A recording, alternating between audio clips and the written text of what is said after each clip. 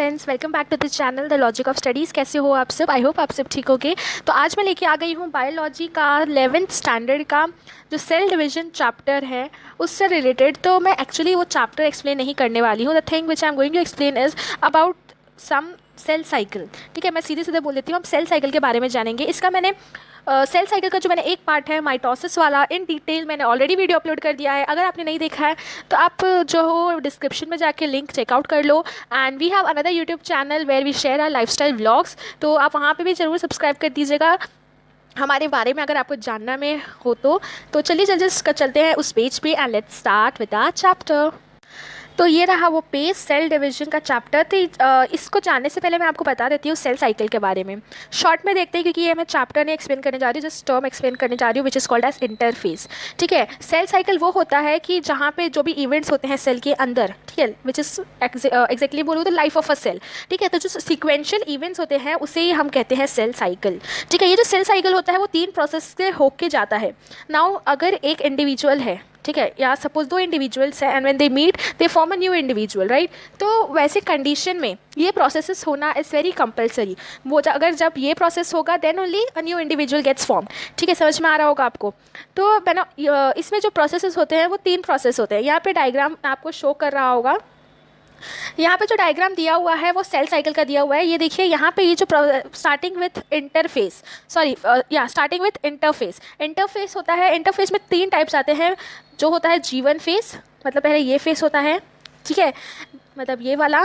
Then उसके बाद होता है G2 फेस, एक सेकेंड, तो सबसे पहले आता है जीवन फेस, देन होता है एस फेस एंड देन होता है G2 फेस। ये तीनों फेस को हम कहते हैं इंटरफेस। ठीक है, ये तीनों फेस को मिला के क्या कहते हैं? इंटरफेस। आपको पता चल जाएगा कि ये किससे हम क्यों इंटरफेस कहते हैं।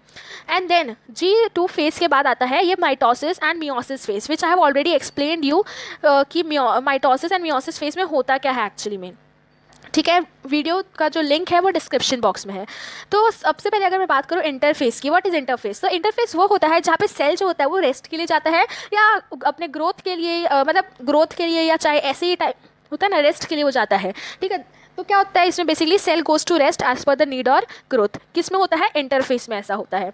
ठीक है, उसके बाद आता है जीवन फेस। अब एक और चीज़ मैं बता देती हूँ कि इस फेस में, इंटरफेस में क्या होता है, जो सेल होता है वो हाईली एक्टिव होता है। ठीक है, और वो जो आगे का जो फेसेस होता है, ठीक है, सेल डिवीजन के लिए, आगे के सेल डिवीजन के लिए वो अपना खाना खुद से प्रिपेयर करता है। मतलब वो अपने आप को प्रिपेयर करता है to go for cell division. Cell division कहाँ से स्टार्ट होता है? माइटोसिस मियोसिस से।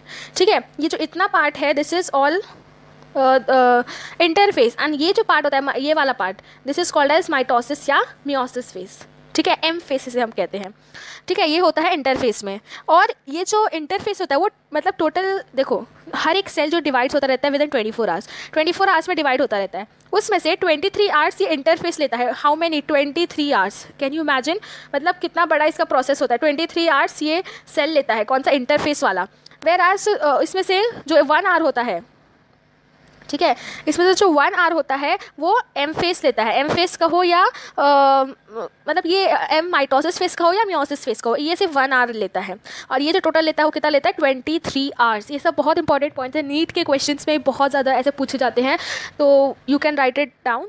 ठीक है, तो ये हो गया इंटरफेस के बारे में। ये 2 सक्सेसिव सेल डिवीजन के बीच में होता है।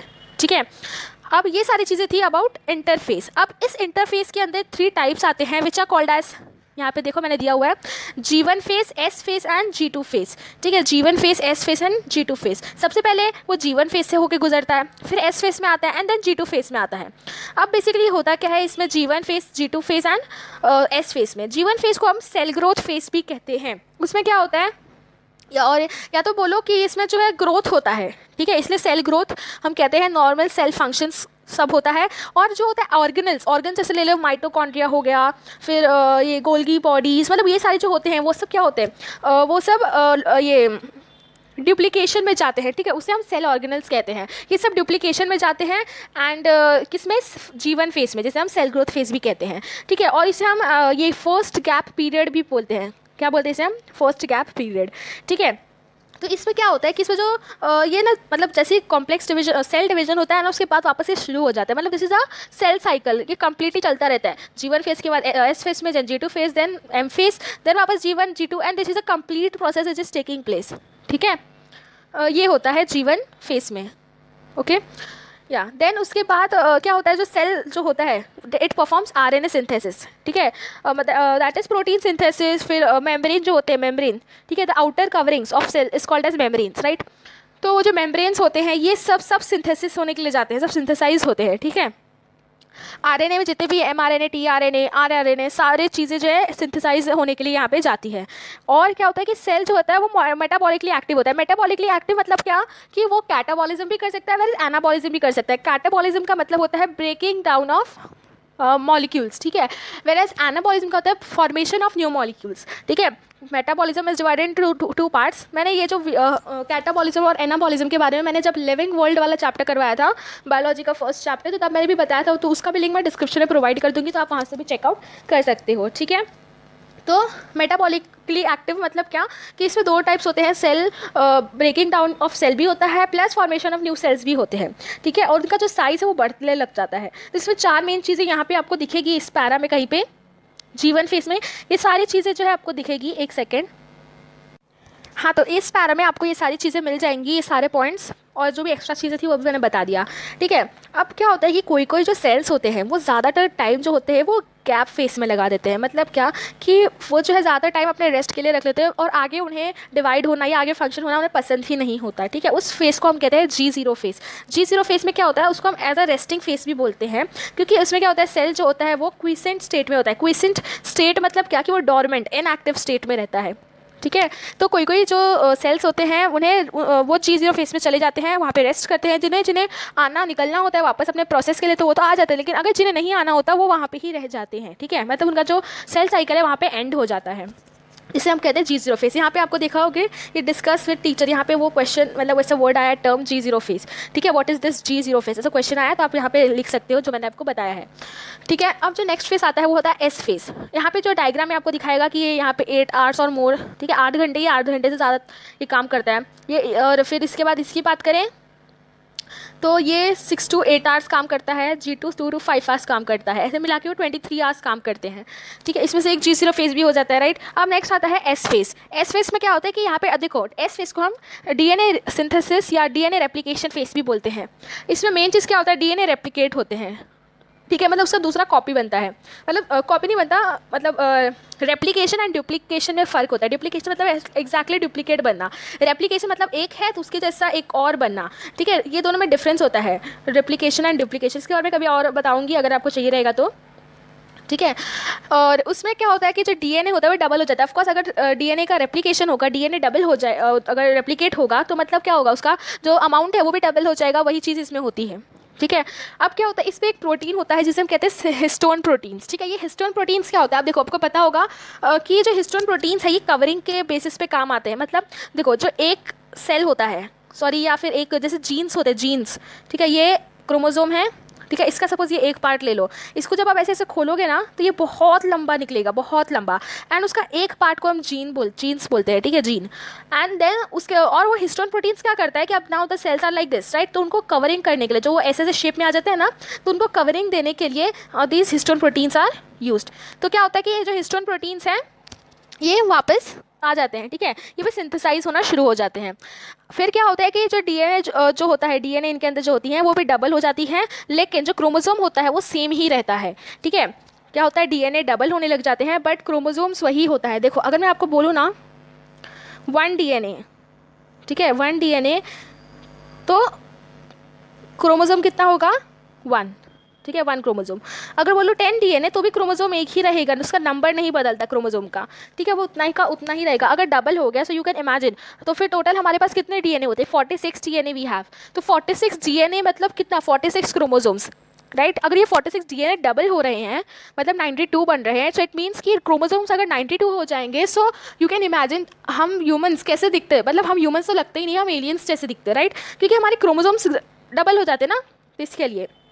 तो इसके लिए हर एक ह्यूमन बॉडी में, हर एक इंडिविजुअल में वी हैव ओनली 46 क्रोमोसोम्स, ठीक है। DNA रेप्लिकेट हो सकते हैं बट जो क्रोमोसोम्स नंबर होता है वो सेम ही रहता है, it does not get change, ठीक है। फिर क्या होता है कि जो अदर ऑर्गेनल्स होते हैं जैसे सेंट्रोल्स हो गया, सेंट्रोल्स के बारे में मैंने आपको बताया ही था माइटोसिस वाले में वीडियो में, तो जाके देख सकते हो। तो सेंट्रोल्स जो होते हैं वो भी क्या होते हैं, डुप्लीकेट होते जाते हैं। मतलब डुप्लीकेट मतलब पहले एक ही रहता है एंड देन उसमें से एक और निकलता है, सेम डुप्लीकेट कैरेक्टर बनता है। हाँ, डुप्लीकेट मतलब दूसरा बनना, ठीक है, दूसरा बनेगा उसके जैसे, एग्जैक्टली सब कुछ उसके जैसे ही बनेगा। रेप्लीकेट मतलब उसमें से ही एक और निकलना, ठीक है, ये समझ में आया होगा आपको।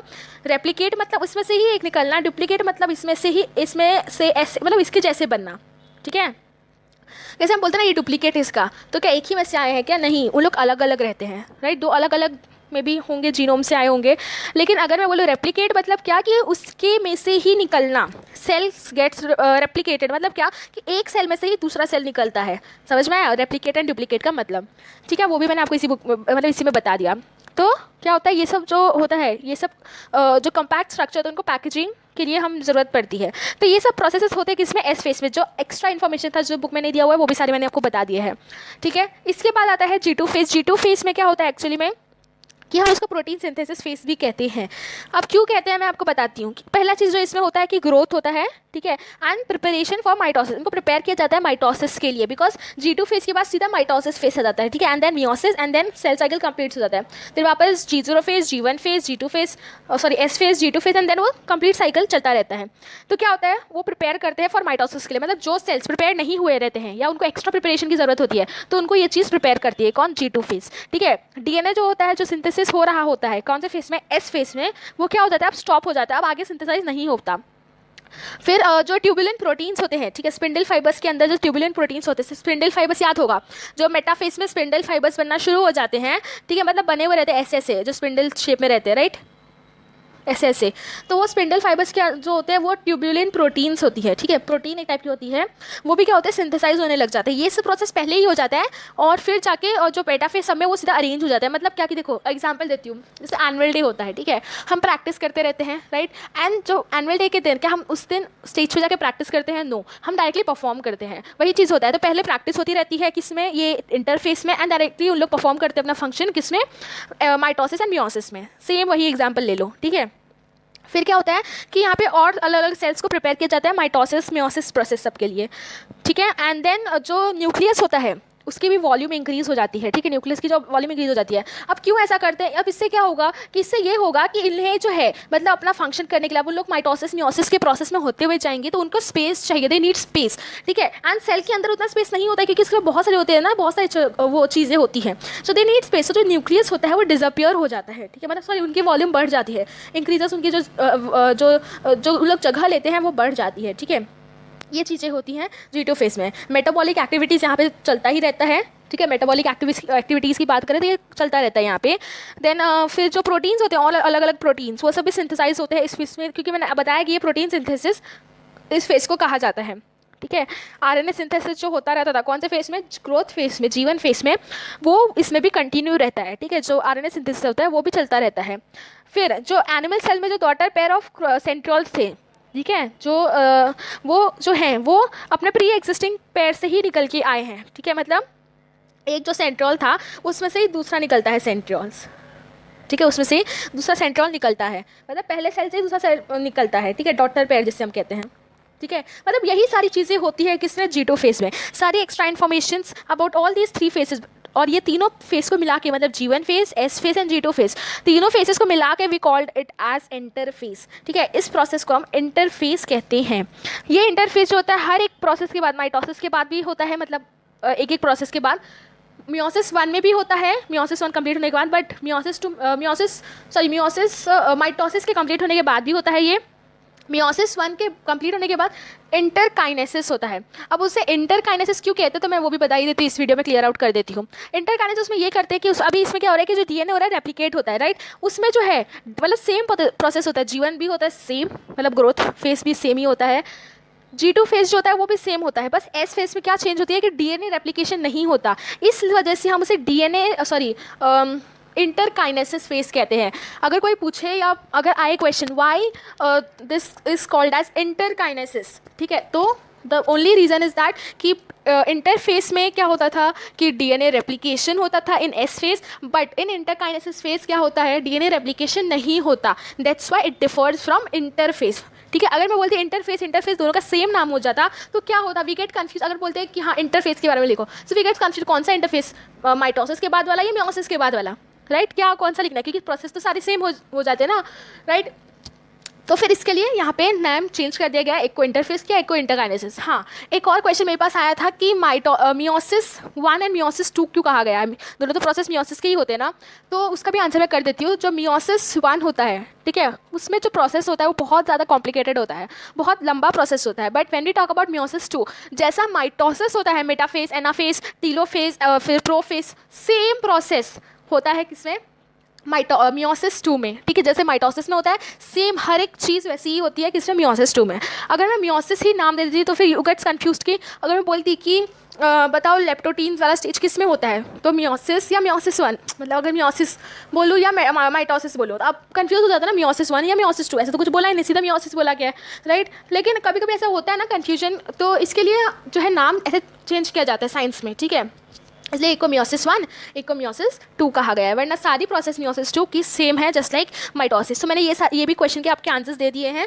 तो कैसा लगा आपको ये व्लॉग, ये वीडियो अच्छा लगे तो वीडियो को प्लीज़ लाइक कीजिएगा, शेयर कीजिएगा.